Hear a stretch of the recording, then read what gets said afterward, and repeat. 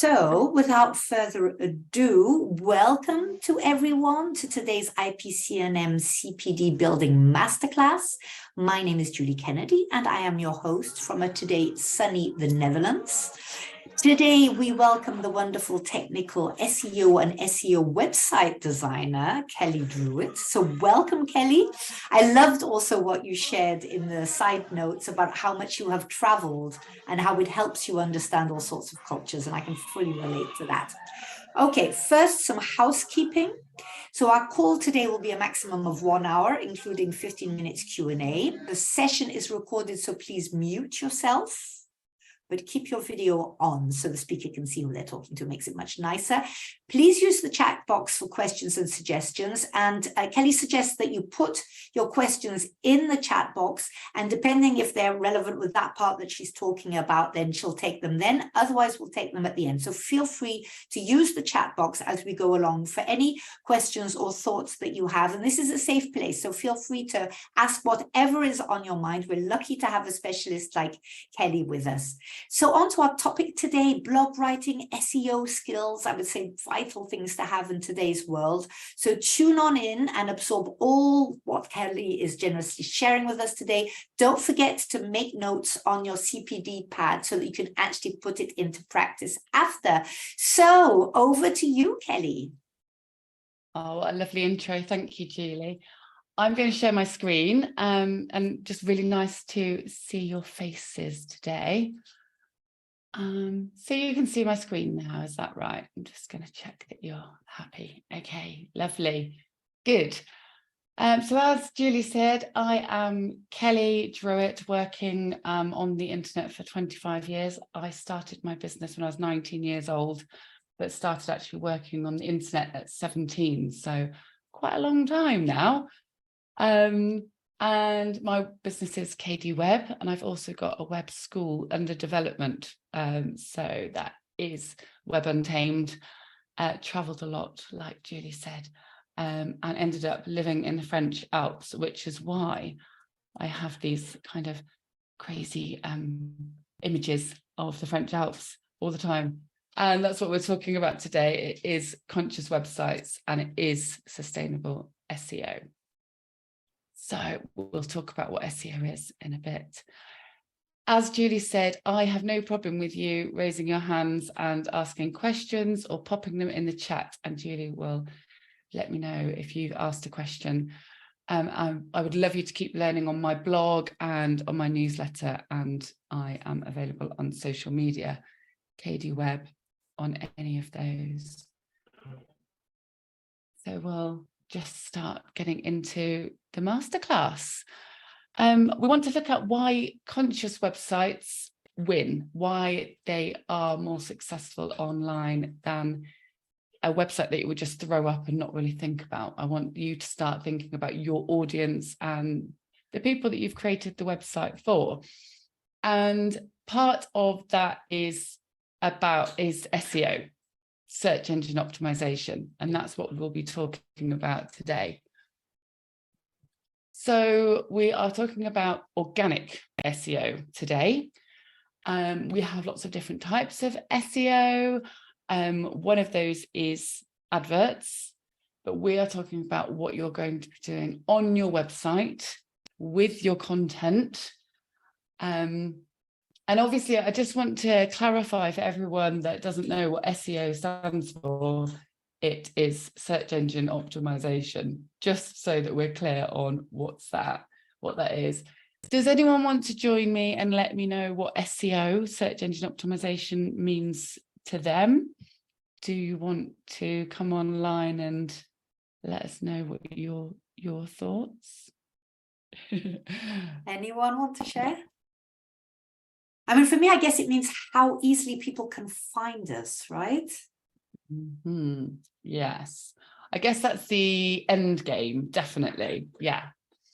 So for me, it's all about building that brand, your brand online, being well known within the industry that you are in, or it could be also a geographical location, or it could be a niche. So it's expanding your section of the internet and making sure that you're found for the things that you want to be known for. So for me, if you're not doing SEO on your website and on your blog, you're hiding away. So search engine optimization is maximizing your website. It's maximizing the power and visibility of your brand. So as I say, there's different types of SEO. On-page SEO is on the website or on the blog, but we also have off-page SEO, which is outside of the website, outside of the blog that you own. And that includes social media, and it can include PR and things like that. So there's the two. But today we're going to talk about on-page SEO. There's also technical SEO, which you do on a website. And we're going to kind of ignore that today because I want to talk about what you can do for your own websites, so it's not going to be a technical talk. And so today we'll talk about user experience and that content marketing side. So areas that you can control yourself. I wanted to touch a little bit on paid for ads because paid is kind of the opposite of organic SEO. Paid is where you're paying for those clicks. And when you've paid, when you stop paying, the ad disappears. So for me, that's not about the growth of the website. For me, organic SEO is sort of planting that seed and then watching that whole, I guess, area of your website grow. But paid for does have a place, and I would love to encourage you to do paid for ads once you've got a really strong website.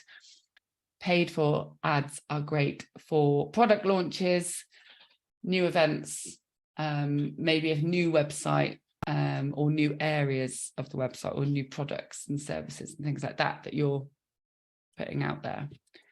Okay, so the advantages of organic SEO, there's that longevity. It has that, over time, it can dominate a search. So the search that people do online, you can spend less money on advertising.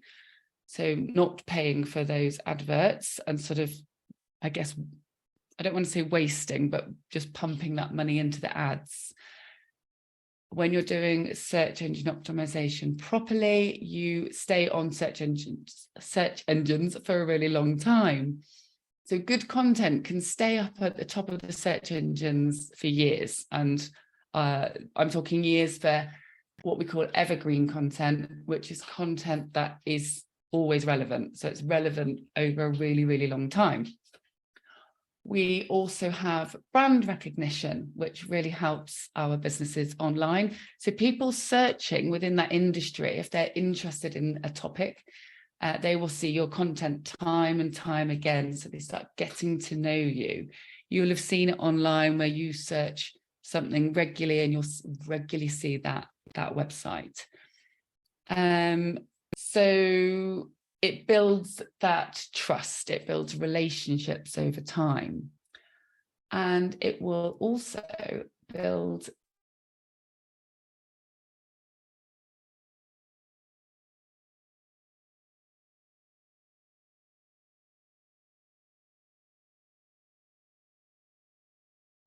Kelly, you seem to have muted yourself. We can't hear you anymore. Apologies, Yeah. I actually did mute myself. I moved the bar and clicked the button at the same time. So I think we got to relationships before I pressed that button. Yeah, so it builds relationships and that authority within an industry. So just making sure that, lost my train of thought, that we are building on that authority within an industry. But what I like to do with organic SEO is building that honesty in a humane way and in an honest and open and clear way, rather than being dishonest or unclear about it. So it builds strong business relationships. You can build a newsletter list, you get that PR interest and sometimes get some freebies out of that, things like that. So ultimately it's eyeballs on our website. Another thing that's a really strong SEO signal is encouraging backlinks to your website. And when you're producing really good content all the time and making sure it ranks well, you will naturally create those backlinks, naturally bring those backlinks to your website. So that's why creating good content, being conscious about your website, helps the SEO, and it's all a big ball of brilliant, web development, I guess.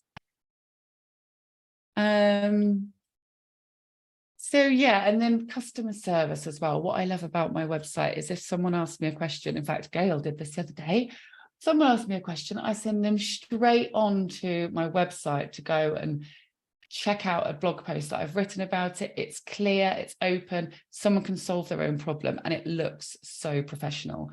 So it's a double win for me.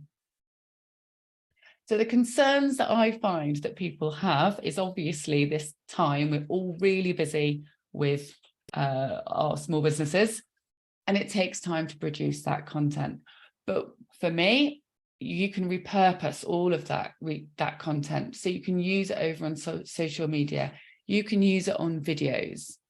And AI now will help you save that time. So it will do a little bit of research for you, and then you can put it into your own words. So a little bit of time is saved. And remember, you can use it over and over again. We also have competition. A lot of people look at these huge businesses that are ranking for these key phrases and think that they'll never be able to rank against those big businesses. But you don't have to compete with the rest of the world. You can compete in your niche and for lower volume key phrases, which we'll look at in a minute, so not to confuse everyone. And then this authority. Do you have to be a top of your game, the only one in your industry? No, you don't. You can become an authority in your little space. And if there are any more concerns that people have, pop that into the chat box and we can try and address those as well. So search engine optimization, being clear and unique to help your business grow. So it's about being clear and honest and informative and approachable when you're producing this content. And unique doesn't have to be crazy or hilarious or super courageous or anything like that. It's your take on the topic and your own experience, things that are in your head. So think about how your business appears online and then compare that to real life. How would you like to be seen in real life? When you know yourself, you can reflect that over on your website and your blog. So it's this honesty, this uniqueness, and this helpfulness. And these are factors that will help your website to rank. And that's what Google has, an acronym. It's a search rater guideline, and it stands for experience, expertise, authoritativeness, and trustworthiness. And that's exactly what Google looks for in a website to rank it really well. And there are other technical things, but these are the things that you can control. And this is what I want you to concentrate on. So you don't have to be this huge brand like Patagonia or something like that to actually be successful online. A website is very high quality if it's got these 4 values. So we must, in many ways, become content creators, but we are also allowed to be real people. It's okay. We can be real. We don't have to be completely perfect and, completely, So I hear people talking so passionately about their businesses, and that's what I want you to reflect on your website. Real insight and knowledge that you've accumulated over years. So demonstrate your first-hand experience, which is what Google wants. And this is why I believe that content produced by AI will not be effective in the fact that Google is looking for our knowledge, it's looking for our uniqueness, looking for our expertise. So try not to worry about that professionalism all the time, and try and get started. Be open, be honest, be vulnerable, be brave, and show your mistakes as well as your successes. Does that make sense to people on the call? If yeah, okay, good. So I want to address how websites and blogs they do work in similar ways when you're looking at how we build them. So content for a blog can be very similar to producing content for a website. So I cross over in a lot of the times. I'll say blog post, web page, they're similar things. And there are similar rules when it comes to SEO. However, often web pages are quite difficult to get to rank because they might be covering 4, 5, 6 topics. You know, you might have lots of different services and things like that. So web pages are sometimes more difficult to rank than a blog post, which might be more specific. So a website is standard pages showing your products, your services, events, background information, things like that. And that's nice and organized. And a blog can be crazy. But you could have it categorized, you can have it in chronological order. But this blog, it supports your website. So you have more content on a blog. It's more innovative, and you can use your creative ideas and things like that. And the blog and the website, both together, they can change, they can grow. So on a blog, you can have targeted content, which we will talk about, and we can have heartfelt content. So when I say targeted content, we will be talking about key phrases and making sure we're writing around certain key phrases to get them to rank, because that's what people are looking for. But don't forget, you can also have your stories and your heartfelt content that might not rank. But don't give up on that sort of thing. I want to encourage you to write and to enjoy your writing. One thing I encourage is keep the website and the blog on the same domain name. So same website address, because that will make sure that it's more powerful. The blog posts are helping the website to rank better. Okay. And what I love about websites and blogs is you can control them all the time. You own them, not like something like social media. It's a little bit like buying a house for me. You, instead of renting somewhere, you've got this space, you own it, you control it, you pay for it, and you build on it. And that is what SEO is all about. And a website is never complete.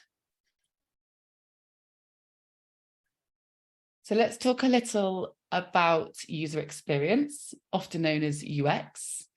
And it is the way in which a human will interact with something, anything. So I've got on the screen, I went to Florence in the summer, and this is the train station. And I absolutely loved how clear it was, because even though I still don't speak Italian, they've got 2 languages. They've got really clear signs to say which ticket office that you need to go to. And then as soon as you bought your ticket, you knew exactly what platform. And it was really, really easy to use. Bright, clear writing, contrasting background. And think about this as though it is your website or your blog, because it is really simple to see. So be conscious about how people are using your website. Nice, large buttons and legible fonts. It's kind of like signposting where to go next. And when we make our websites really easy for humans, search engines actually reward the website. It will rank higher when it's easy to use and people can move around quickly. So one thing that I often say to people is go and use your website. Go and get people to move around your website, friends, family, and just see if they can find what they're looking for. Maybe give them a task to do, something like that. And this really helps you to get feedback to figure out whether or not they can use your website properly. Now, when it comes to user experience and how websites rank, how search engines rank our websites, it's often to do with whether or not someone is maybe visually impaired, or maybe are neurodiverse, and if they get confused on your website, that is a black sign, a negative sign to search engines. So we want to make it really, really easy. So how can we maximize our websites? How can SEO be empathetic, and how can we resonate with our audiences, but also maximize that search engine side of things? Be very human. What I love, as I said before, is that SEO is much about caring for people. So it's about being inclusive. That's the reason we use these larger fonts and contrasting colors for people who are visually impaired. And the tags that we use in technical SEO, they're there to help screen readers to understand and to navigate around the website. And that also helps search engines navigate around a website. So we welcome people, sort of like offering them a cup of tea and a bit of cake, make them feel, really delighted that they are there on our websites. So being informative is key. Solving problems, creating how-tos, or you could be entertaining if you're a bit of an entertainer, a funny person. Show your personality, show your originality. You might be a bit eccentric, show that. And I love to encourage people to get creative, because unique content really helps. Okay. So what is content? It is everything that we put on a website. Probably the most important part of SEO is the written side. We all know this because we're all writing blog posts and writing articles and things like that. But you can support your written content with your creativity as well. So content can be much more than writing. It's a combination. So you could produce an article, you could produce it in text, and then you could also do that visually. So you could do a video which would support that article, and that would come up on search results too. So it's not only written content that comes up in search results, you've also got video that comes up, you've also got images. So trying to use unique images to support your content will help your SEO. Social media is a form of written content too.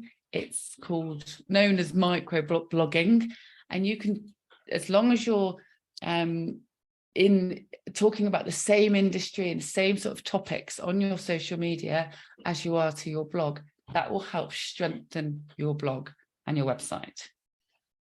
So if you're dominant maybe in the video side, or maybe a podcaster, that's completely fine. Start there and then transcribe the articles, transcribe the videos and the podcasts into articles. You just need to rewrite it a bit to make it a little bit more, make sense. And you've got a whole blog post there. So where do we find ideas? We'll have a little look at, how do we make them search engine friendly? So let's have a little look at that. So a spider diagram is one that I always fall back on, and it is a great way to help you organize your mind. There is a tool called Miro, M-I-R-O, and it's a great online tool that you can use to make a spider diagram if you're a bit of a digital person. But pen and paper is so good because it's hand-eye coordination, and it actually gets you to be a little bit more creative as well. So we could, if you wanted to, in the Zoom room, spend 3 minutes, something like that, to start building a mind map. And you can do this online as well if you're watching on Facebook. So this is an example that I've put together about what maybe life coaching is all about. Now, don't get me wrong, I'm not a life coach, so there's a lot more to, you know, a life being a life coach than what I've put here. But what I would encourage you to do is maybe put your industry in the middle, put 4 main topics, and then lots of different things that actually relate to those main topics all around the outside. So have your avatar in mind, and just, or maybe think of like your most curious client or your favorite client or someone that you would like to employ you, and then start this mind map. So I'm just going to be quiet just for a couple of minutes because I think this is a really important part of the talk. Okay, I'm going to leave you to it and I'll come back in a few minutes.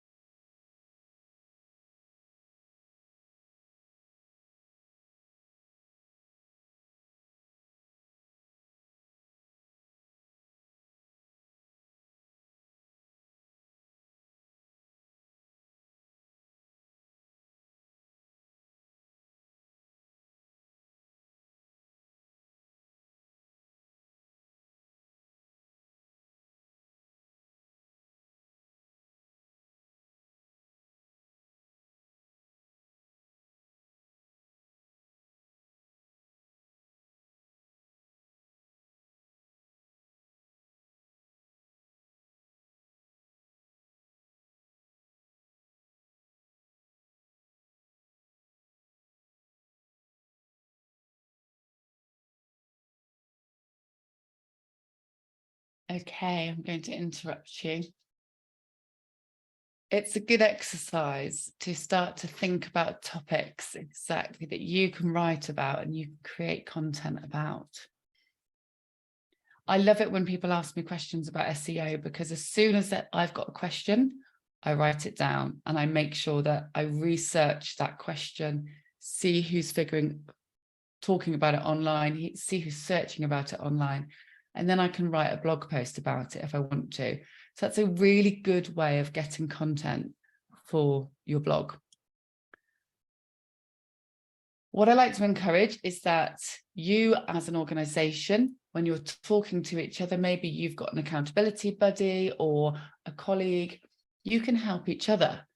So you could pick topics from your mind map, and you can just ask, is there anything that you've ever wondered about so-and-so? It might actually work if you're talking to someone that's outside of your industry, because possibly people within your industry will know it too well.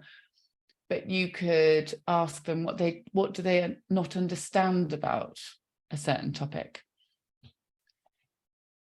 And you could ask people, you know, friends, family. That's a really good way of figuring out what people need from you.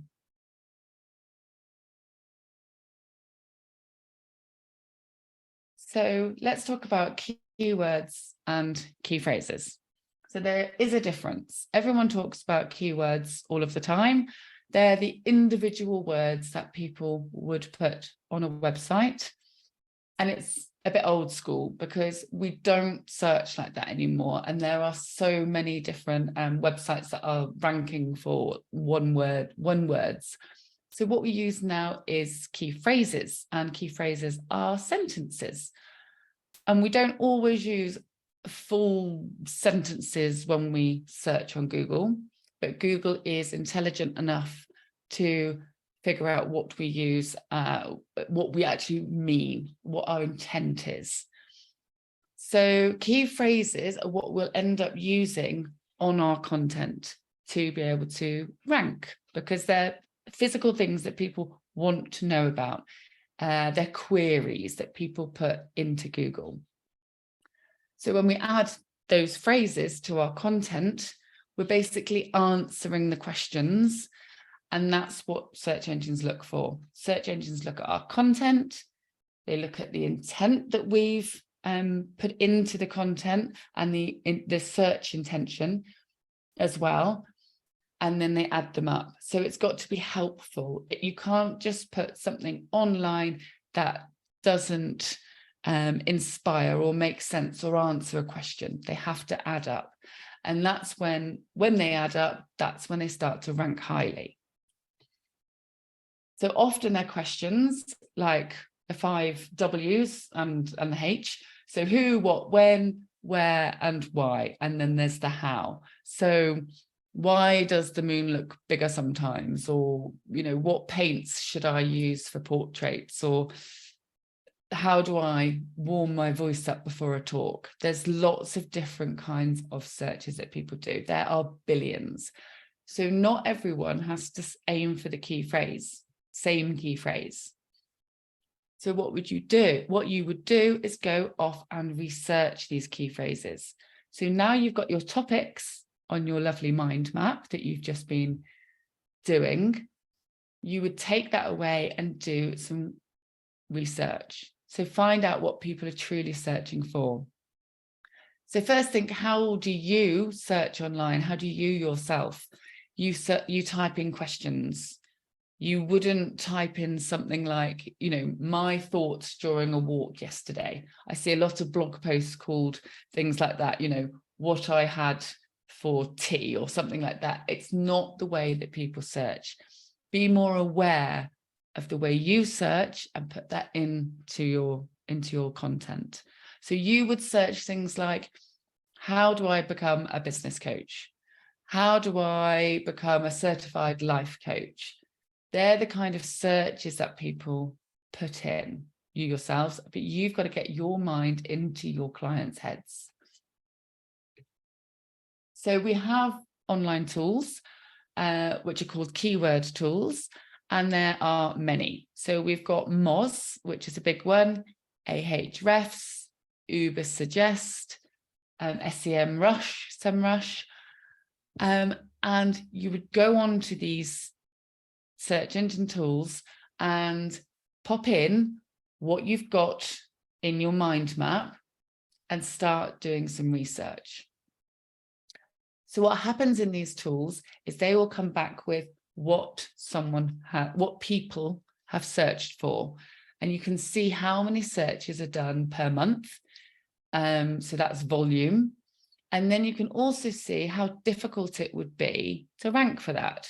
So anything that has got loads of searches, loads of volume of searches, people will already have tried to rank for it. The big companies will have tried to rank for that because they will get a lot of traffic from those. So as small businesses ourselves, we just need to go for a lower volume, so a smaller amount of searches, and that will be less difficult to rank for, so you have greater success. So when you've popped your phrase into these keyword tools, look for something like 10 searches a month. If you got 10 inquiries a month as a small business, you would be quite happy. 20 searches a month, great, and you actually get these people onto your website. And that's when you're going to be much more successful at ranking online than trying to compete with these big businesses. Okay. So when picking keywords, what people do is they get really, really stuck and they scan mindlessly through all of these keywords. What I would advise you to do is pick something that interests you, pick something that resonates with you, or you will suddenly just hate producing content. So make sure you get into that groove. You find what you're interested in, maybe something that resonates with you, something from your mind map, pop it into a keywords tool, find low volume, a low competition, and then pick something. Okay. Now, when you're writing, I want you to go really deep. You're not just writing 2-3 paragraphs for people. To be found, you have to produce great content that will explain the topic, that will be found online. So when producing content, just have that integrity, know you're giving everything away and feel really, really proud of what you've produced. It can come like fully from your heart. What do you want people to know about your industry? What are you really, really passionate about? You can create these huge, strong pillar posts that have got plenty of content in, and they can link off into other pieces of content. So the one thing I always apologize about is that SEO is not fast. It's not going to be this quick fix where you write one piece of content and you're suddenly up there on the search engines. Write one a month that is really, really good, and write it to last. So, and keep pushing it out there, and think, you know, a year's time, 2 years' time, because if you're doing it on your own, you need this time. But creating content is part of your business, and you should dedicate that time to it. I've got, a couple of examples and things like that. I'm just aware of time. I want to also try to encourage you to use your creativity when you're looking at producing your content. So originality is a key factor, and originality wins. So what are you good at creatively? Can you possibly bring your creative skills to the table and make something that possibly aligns with your business? You could take photos of it or video it or use it within the content that you're producing, and just to liven things up a bit, because I see it so many times. There's stock images and it's kind of boring and it's not resonating, it's not getting across to that audience. Original photos will rank better than stock photos. Original videos, they will hit home rather than just producing content that everyone else has produced. And stories are a really, really good way of helping your blog posts as well. So you've got that information out there, but you can use a story within the content as well. So storytelling helps your marketing. And I want you also to avoid this hard sell. Many people try to sort of twist their blog posts around so that it's encouraging people to do this particular thing. We're not trying to hard sell when it comes to blog posts. It's not about selling. We're not thinking about selling. We're thinking about helping people and providing for people and being very natural. So something that will help the reader. So you might be referring, if you are referring to something, so say, for example, a course or something like that, you can mention the course and you can link off to it. But don't sort of do this hard sell where you're constantly thinking about buying the course. And I've put avoid talking and writing about yourself and how good you are and amazing you are at something. The reader doesn't care about that. The reader wants to learn about the topic that they've been searching for. So avoid that fear, that manipulation, because it won't rank well anyway. So where do we include these key phrases? As I say, pages and posts are very similar, and we need to include them within the URL. That is the permalink on WordPress. it's the page name. There's lots of different names for the URL, but the page name. We want to include it in the title, and you can use a key phrase within the title, but you can also make it interesting. So you could say something like accreditation for business coaches who care, or something like that. So it's actually resonating with that audience, the kind of audience that you want to pick up. We include it in the headings. So the heading 1 on a blog post or a web page, and often in the heading 2s as well. There's a hierarchy of headings that we use, but we like to use that key phrase within those. We also use it on a meta description. That is in the back of the page, and you will see that on Yoast. That's just the description, they call it. We want to use it on our images. So when we save images, the file name should include a couple of the key words. And then within the content. So this is where the content has to really add up with the targeted key phrase, because if you're not writing about or producing content around that key phrase, it's not going to rank. So it's got what you're talking about, what you're writing about has to include that key phrase. And then there's links as well. So when you're linking into a post, you could write on the link the key phrase, and then the search engines know where you're going, where they're going, because it's clearly written, and also users will know clearly where they're going when they're moving around your site. Okay, so if you want to download a guide that I've got, it's quite comprehensive. So you could go to kd.net/guide, and that is quite a big guide that you can download. If you would like to know where to put your key phrases, you could use the same address. I've put it somewhere here. Oh no, we'll just use /signup, kd.net/signup, and you'll get a PDF of where to include your key phrases. And that would help many of you just to know where to put them when you're writing. Okay. So shall we do some questions, Julie? Yes, I see we have one here. First of all, just from my heart, thank you very much. I found this very informative, and what I liked is you really took the demon out of it. I'm someone who writes profusely, posts all over the place, but doesn't have any clue about SEO, and I've realized very many things that I'm doing wrong, which are actually, you know, I'm a bit of a technic phobia person, but these are actually quite easy for me to correct. So I'm extremely grateful for this. That makes me really happy, because it's not rocket science. We are capable of doing this, and you don't have to be technical. So yeah, that's really great to hear. Right, now let me see. There was a question here. I've got the same issue as before. I could see it perfectly well before. Where is Julia's question gone? I've got this weird thing again. I've got one here. Okay, there are two. One is how do you avoid giving away stuff that you really want clients to come to you to learn, as in that you don't give it away in your free content, you want them to actually come and contact you for it? I am a giver, and I think that is key. So people will pay to come to you for the information that they can find on the internet. There's hardly anything that people can't find on the internet these days, and it would take them a really long time to put it all together. So for me, I believe in not holding back. You can give anything away.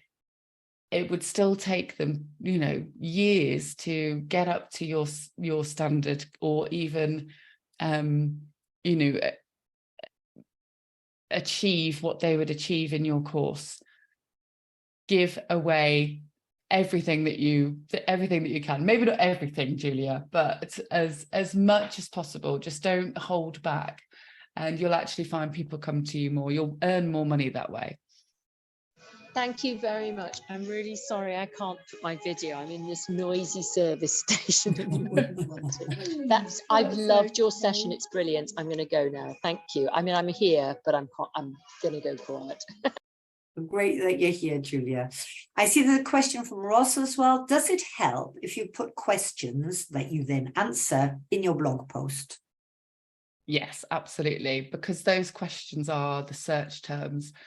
So as I said, though, that those questions, how, what, why, when, people are putting those into the search engines.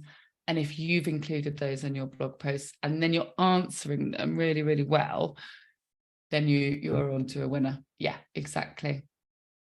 Okay, and she has another question. Can each of your blog posts focus on different key phrases, or should they each be around the same key phrase? So each blog post should be around different key phrases, because otherwise you end up with this duplicate content, which search engines tend to avoid ranking you well if you're duping content all the time. It's not such a big issue these days, as long as you're clear with the intent of the blog post. So each one should be, if you've got one domain name, one website address, it should be around the same industry. So you don't want to talk about your dog walking business if you're also, talking, you're also talking about your business coaching business or something like that. So same industry, but each blog post should have a different targeted key phrase. And then they can go really, really in depth. The thing that you can do is target more than one key phrase on any one blog post. So one blog post could rank for 5, 6, many, many different key phrases, as long as when they're really long and they're really intricate, then they could rank for a lot. Yeah. I hope that answered. Was that helpful, Ross? I mean, I would suggest, we're a smallish group. If you want, just unmute yourself and let's have a live discussion. Yeah, that's really helpful. I've loved this whole hour, actually. It's just putting lots of things that you think but it's linked them all up, and you think, oh, something about having these key phrases, but you just made so much more sense of it. You think, well, of course that's the way. That, I mean, it'd be interesting. I'm so glad. Yeah, it's been really helpful. Thank you. Fantastic. So nice to hear when it just sort of starts to click. Yeah, I don't know why so many of us see it as some sort of, we all know people are always talking about SEO and all of that, but for me it was always like this sort of, oh gosh, but I vaguely understand what it is, but and then I think we all go to a lot of work to put, to make our websites and to create our content, but where is the point of that if nobody can find us? So we do need to learn at least the basics in how to be found. Otherwise, we're not being of service. And if you go from the principle that we're all, coaches here, our desire is to be of service. And it's only keeping ourselves small and preventing our potential clients from helping them. And that's what I love, really. You guys are coaches, you are givers, you are wanting and able to educate people. And actually that can come out of your minds into your content and actually help your business by ranking really well. And it's kind of simple, but I think people just get really scared of it. Yeah. And for that, I really second what Ross said, because you have made it sound simple. I mean, the things that I've written down are things that I've highlighted even in orange, the ones that I need to start with on a priority basis, because there are lots of things I need to change. But I mean, you have made it seem very approachable, and I'm actually feeling excited about doing that and becoming more visible, rather than that dread of, I spend so many hours on this and I've still only got so many subscribers or whatever. That you're really giving us the tools to make this happen. Good. I think that's another thing where people, sorry, I'm just getting some feedback. Sorry, Julia. I think that's the other thing where people do get so scared of it that actually it's overwhelming and then people give up. Julia, were you going to say something? Yeah, sorry, I do apologise about the background noise. I've absolutely loved. I agree with what the other participants said. I'm struggling a bit because I'm doing this on a phone and I'm not used to doing Zoom on a phone, so I can't work out how to raise my hand or anything. But I just wanted to say, Kelly, I've been trying to produce content on LinkedIn for the last year. And I can certainly say that even the little bit, and after having heard your talk, I have to say the shabby little bit that I'm done has really, I can't get over how it's generated inquiries.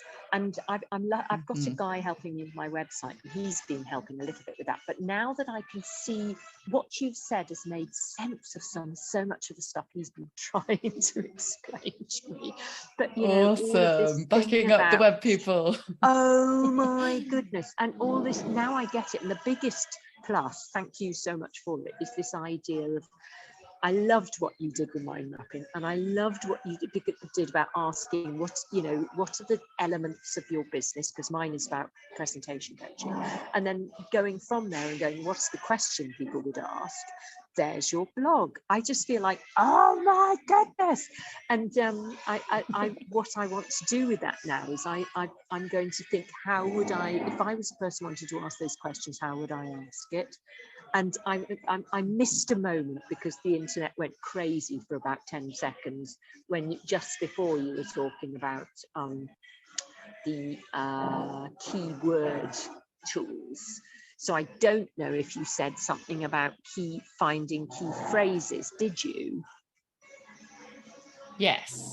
So take your mind map with your ideas on, put those words through a keyword tool that you'll find online. Moz, the phrases. Ahrefs.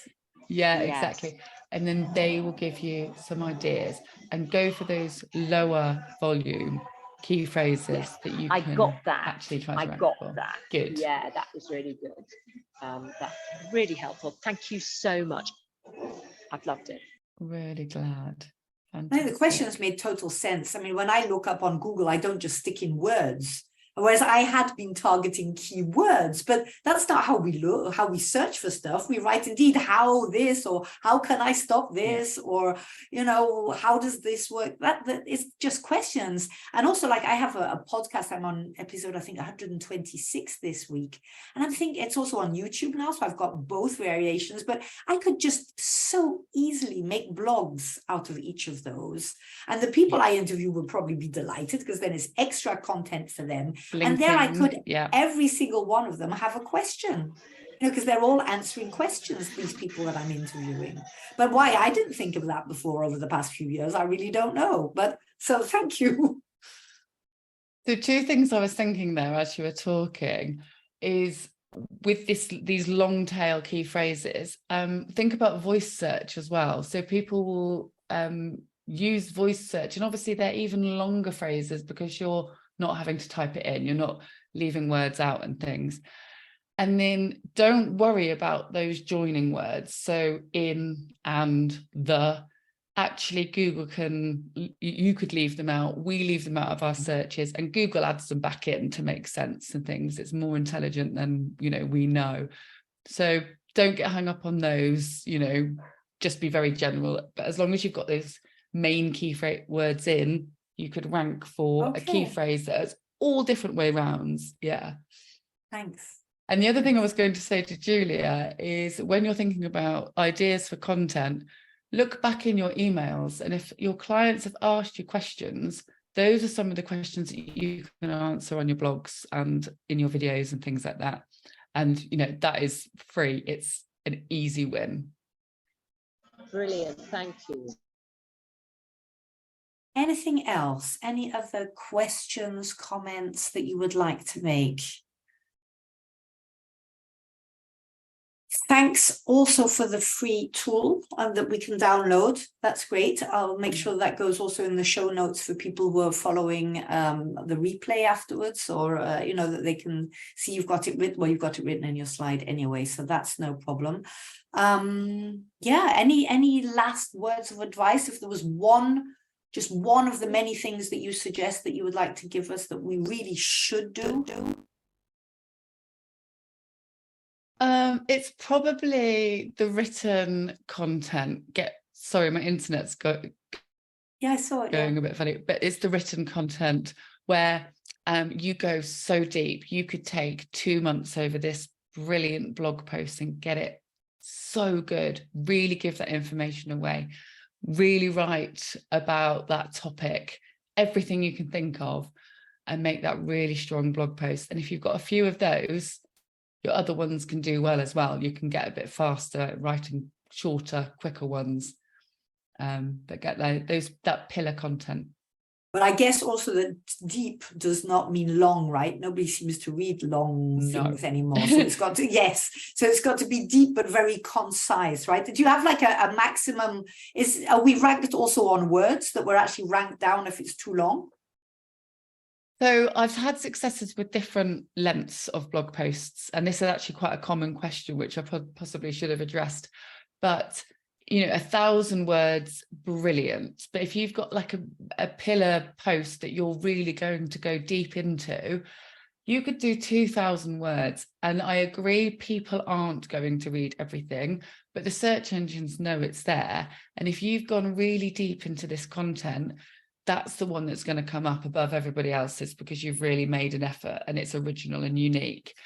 And then when you've got a few of those, you can write shorter ones. So you could really do 500 words if you're going to do something that's really to the point, and then just make them different sizes and have a little bit of an experiment with them. Thank you. Now that's very practical advice. I see somebody else actually who also said, oh yeah, Ross said also good word count. Yeah, good word. Okay, that's very useful. I have just one question because I realized when we were doing the notes, you were talking about written, where was it? You used the word aura, A-U-R-A. What was that referring to? There was a list of 3 things, and I thought, aura, what was that? If I spelled something wrong, I meant oral, as in. Oh, it was oral, yeah. Podcast. I wrote question. Well, you see, my brain that. didn't even catch up with that either. I thought, why have I not written down that one? Oh, yeah. Sorry, I didn't mean to be calling you out on that. If you're producing a podcast or something like that, that is still content. So don't forget to transcribe it and get that into written content, or reproduce it as a video, record whilst you're doing the podcast. Yeah, I use it it goes out as YouTube and podcast. So for those who are on the move, they listen to the podcast version. For those who want to really write down with pen in hand and make it happen, they use the YouTube. But there's so much more I can do with it. And these are, specialists every week around the world that I interview. And I do nothing with all of this. And I should be trying to also make it bring to my site. So that's the, very creative. But there's, now don't forget YouTube. YouTube is a search engine. So actually, if you're putting keywords into your videos, you can do it that way as well. And then they rank on Google itself. That's right. I wanted to ask one more question. Sorry, this is Julia. Which is, at the moment, what I do with blogging is I'm posting on LinkedIn, which is the particular social media I use, because lots of my stuff tends to be aimed at business, really. And then my guy who does my website puts a link from LinkedIn to go to my website. But if I wanted to rework the length of something, like you were just saying, because I did a series of short blogs, which had originally started life as one long one, but I knew it was too long to post on LinkedIn, turned it into 4 shorter ones. If I wanted to rework that, and I wanted to put that on my website, do you sort of send blogs out to mailing lists, or is that over? Did you hear? Oh me? yeah, I got you. Sorry. So I think there's kind of a couple of questions mixed in almost there. Yeah, that probably is. Yeah. So if you've still got that original blog post and it is really long, what I would do is actually go back and rewrite that so it's actually more targeted. So that's if you've got that content already still on your website. Yes, or if you've got a newsletter, definitely link over to your blog posts. So you can use snippets of your blog posts in your newsletters and then link back to them. And then I think the other one was LinkedIn. Yes, what I would always do is actually post on my blog first and then post it onto LinkedIn, because otherwise it's duplicate content. And because LinkedIn's very strong, you'll often rank higher on LinkedIn. But if Google can see the original content is on your blog, when it gets successful, it should rank higher. So you kind of want to use a couple of months in between posting it out onto your website and then posting it out onto LinkedIn. So yeah, sorry, I just muted you, Julia, because we couldn't hear you, because we could hear your background. So a few months even in between. Okay. I do like a day. Well, yeah. If you're a very small website and you're not being crawled very often, because you're not ranking very well, then you do need to give a little bit of time for the search engines to figure out that's where the original content is, and then go and post it on LinkedIn. When you're really successful and you're getting crawled all the time and you're being crawled every day by the search engine crawlers, you can shorten the time. Right. We're going to get to that day, right? All of us here, right? Absolutely. It's scrolling for us all over the place. Kelly, thank you very, very much on behalf of the IAPC&M and all of us here today, and those listening on Facebook Live and listening to the replay. This was really extremely practical and eye-opening, I would say, at the same time. So thank you for giving us such a practical tool. For the rest of you, Gail says also got to run, sorry, but thanks again. So there we are. And for the rest of us, let's make sure to, well, first we'll put it in our CPD pads, right? Because that's what we're supposed to do. And then let's really take action, because I think that too many times, well, I at least personally listen to all of this. It's all great. And I fill all my notepads and then just shut the notepad until the next one. But, you know, it's really time to make this work for us. We do have some great tools out there. Let's use them so that at least what we do is used to maximum intent. Thank you very much all being with us today. Have a lovely evening or day, wherever. I don't know if there's anybody in a different time zone. And Kelly, once again, thank you, thank you, thank you. No problem. So nice to see you. Thanks for joining. Take care. Bye. Bye, everyone. Bye.